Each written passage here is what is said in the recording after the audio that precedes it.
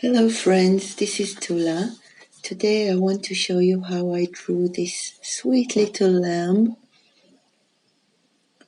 I'll talk about this mild obsession later, but first, for the initial sketching, I want to explain that I am drawing from memory and imagination, and what I found most useful for starting a drawing of a sheep or painting is placing the eyes and the nose. Once I have those in place, I know pretty much where to place the other features and what the pose is and where everything goes. So I'm initially concentrating on placing the nose and the eyes. Now, sheep have these large protruding brow bones above their eyes, and those also help me give it a direction, the drawing. And being babies, they have a large forehead.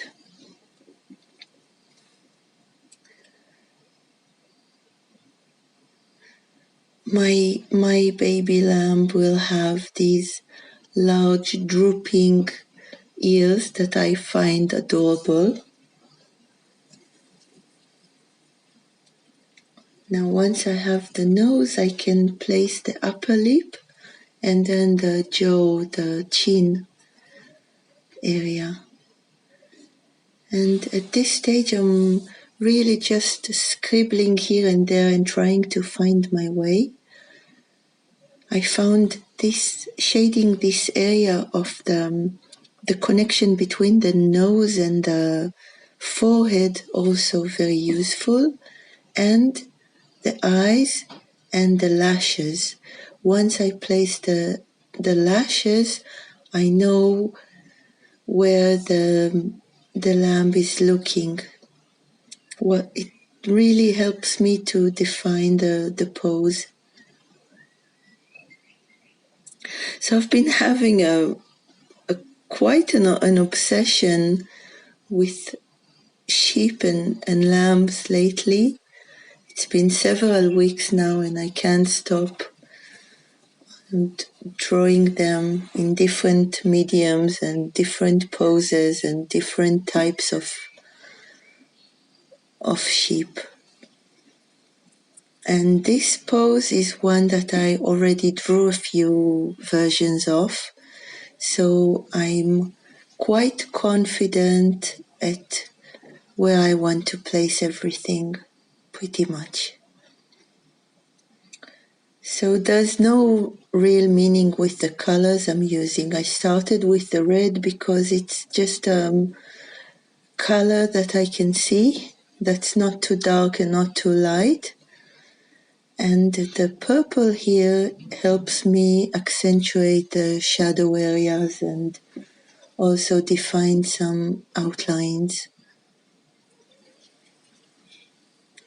I'm imagining the light coming more or less from above and to the right.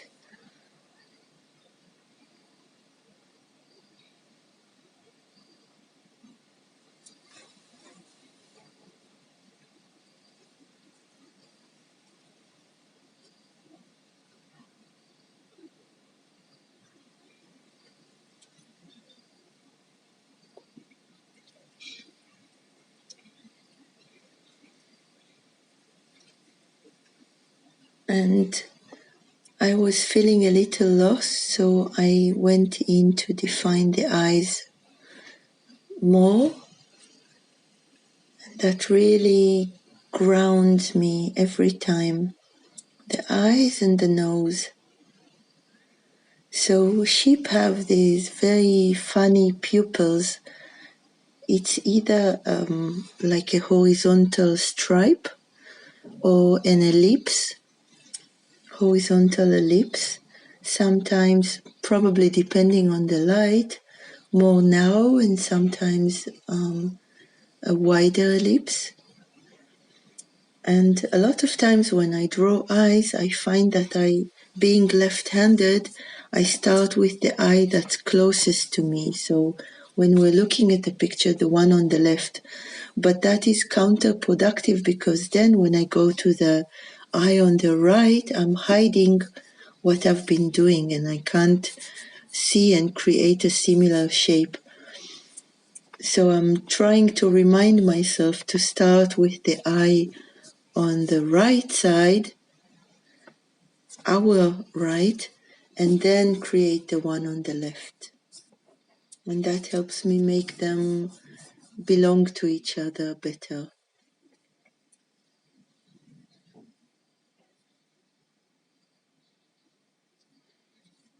So sheep have this fatty upper lip. I keep thinking of the Simpsons, that their upper lip is so fat and protruding, and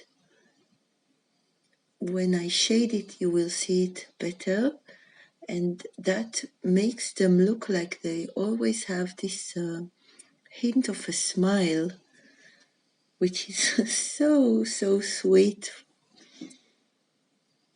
Their eyes are a lot of times quite closed, so the eyelids are lowered on the eyes, and that gives them this lazy look, and combined with a smile, it's too much. It's too cute.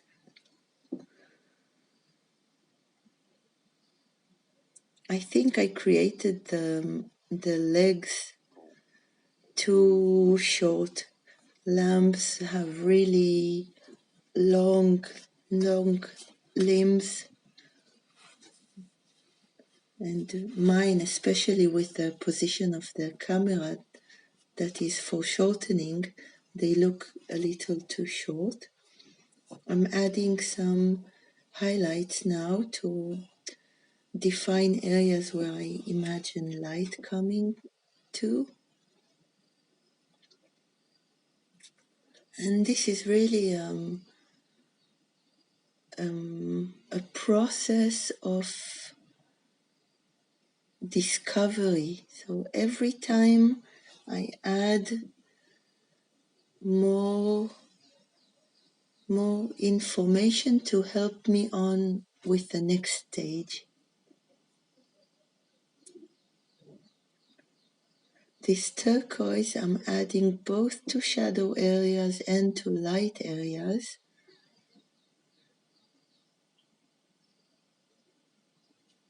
And somehow it works, I can't explain it.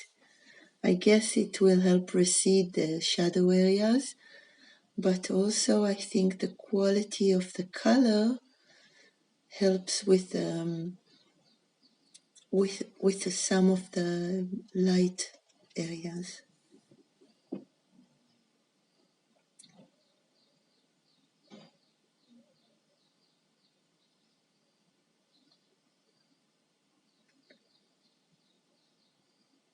A lot of times their eyes have shades of gold, brownish, ochreish colors.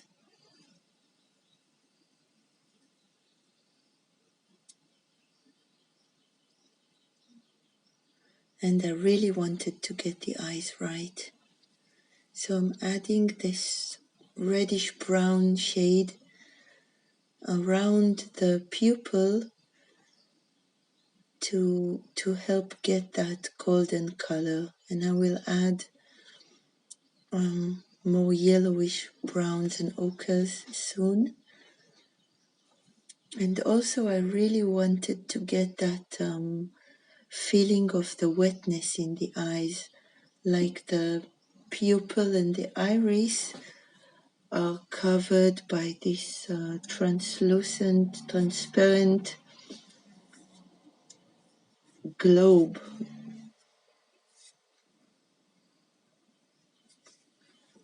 Since this is a baby, I wanted some pinkish colors, both on the lower part on the nose and the upper lip, and also around the eyes.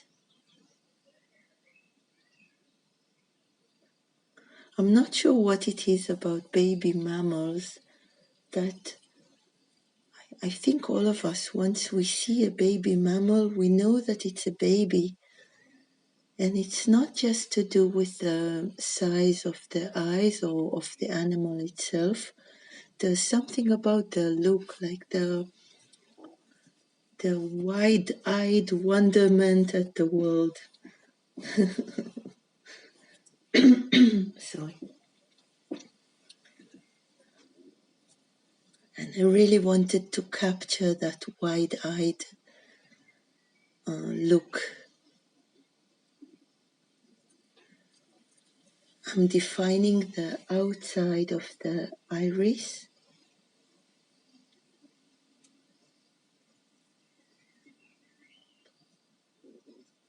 To build it up. And later on I will be adding some lashes to the eyes, so it will help make the eyes more realistic as well.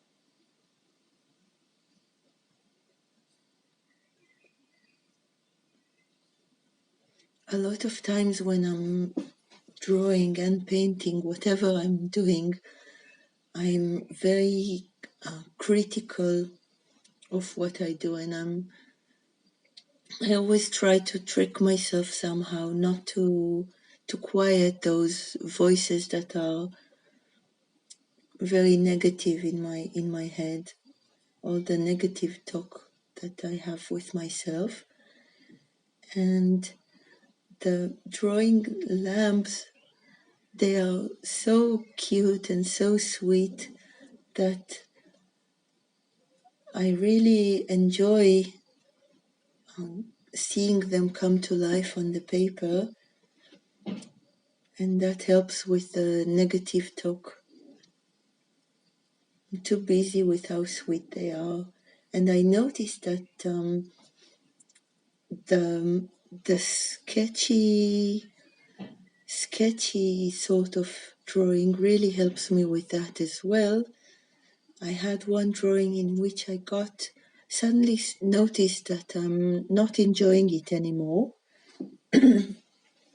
And then I noticed that what I was doing was really working the details and trying to blend the pencils very carefully and placing much more importance on every pencil stroke that I made. And being more sketchy, I think, also helps with the feel of the overall drawing, but it really helps me not get preoccupied with what I'm doing and more enjoy the process of it more. So I'll tell you about the paper I'm working on. It's the Strathmore Toned Gray paper from the 400 series. I also got a block of the toned tan, which is a brownish shade, and I noticed that the brown has a smoother surface, although they both have this recycled paper look. The gray has more texture to it, which I find very enjoyable to work on, more than the smooth part. So if I go back to what I'm doing now, the noses of a lot of these sheep are squashed at the tip. So there's this, I'm not sure what it's called. It's not skin, it's not bone, maybe it's called cartilage. I'm not sure, I'm really not sure. And above that, there's the squashed area that is skin that's not yet covered with hairs. So it looks like a muddy nose.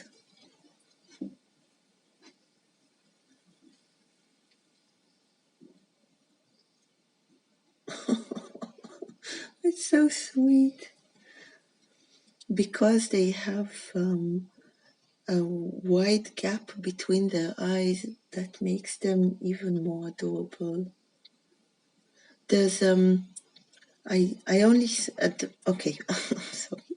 There's a video of Glenn Vilpo drawing animals in which he shows and talks about a goat's structure, and he shows a sheep's skull, I think. Goat and sheep, it's more or less the same structure of the bones, and that's very informative. I'll link it in the description. I only saw it after creating this little drawing, but it's very informative. So now I'm basically adding more color to everything.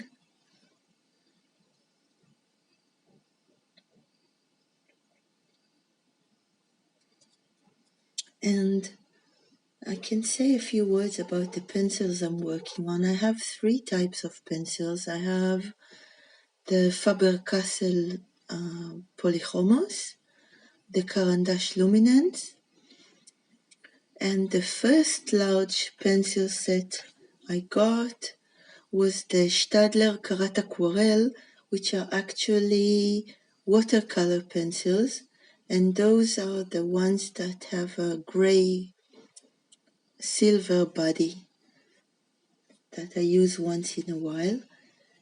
And I actually enjoy working with the watercolor pencils dry. They have a more chalky feel to them that I actually enjoy more than the oily, waxy pencils like the Polychromos and the Luminance. One day I'll get some samples from other watercolor pencils brands. I'm really curious to see how they would feel. And watercolor pencils, they release more pigment when they're wet, not surprisingly. And I'm curious to see whether I can get enough color when using them dry, because I really don't like wetting them.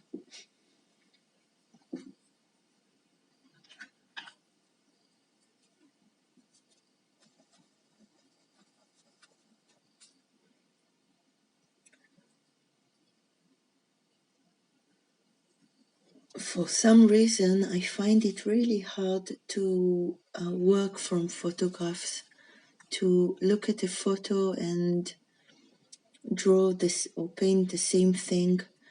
I much prefer a method of looking at a lot of photos, observing them. I even watched some some videos. There are very long videos on YouTube of sheep grazing, hours and hours of sheep grazing.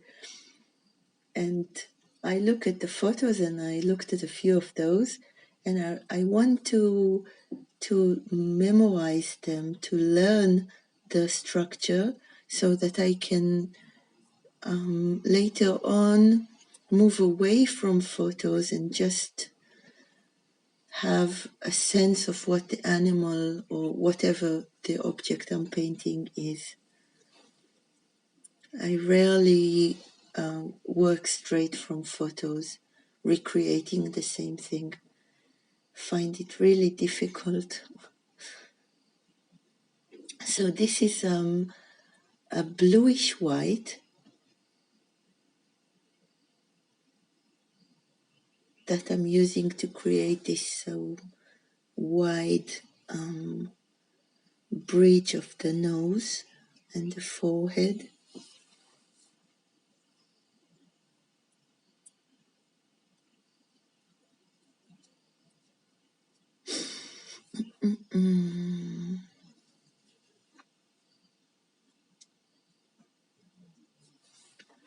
And again, I'm staying with this sketchy look.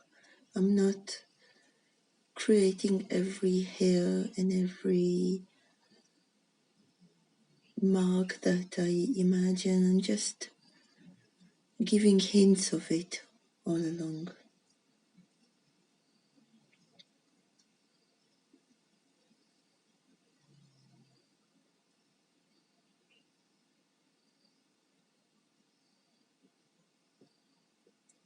Okay, so this is a white. I'm using it to highlight the eyelids, those beautiful lazy eyelids.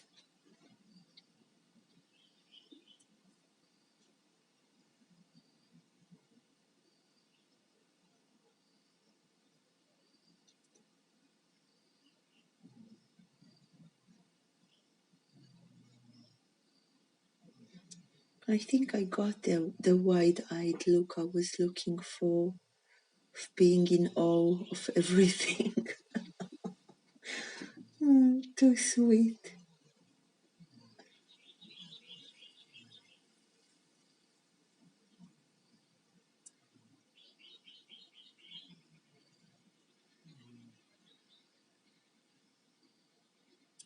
I'm also highlighting that bone under the eye and adding those highlights to show the wetness of the eyes.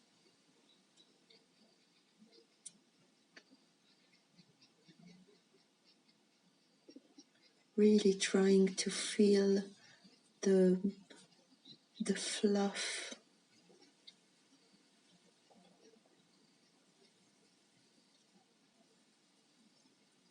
Can you feel how soft these ears are? I can almost imagine it.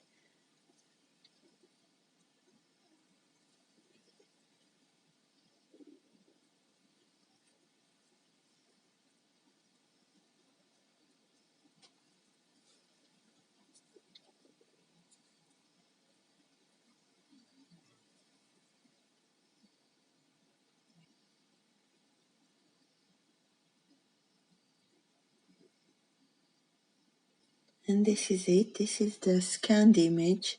Because the quality of the video wasn't great, I thought this would be useful to see.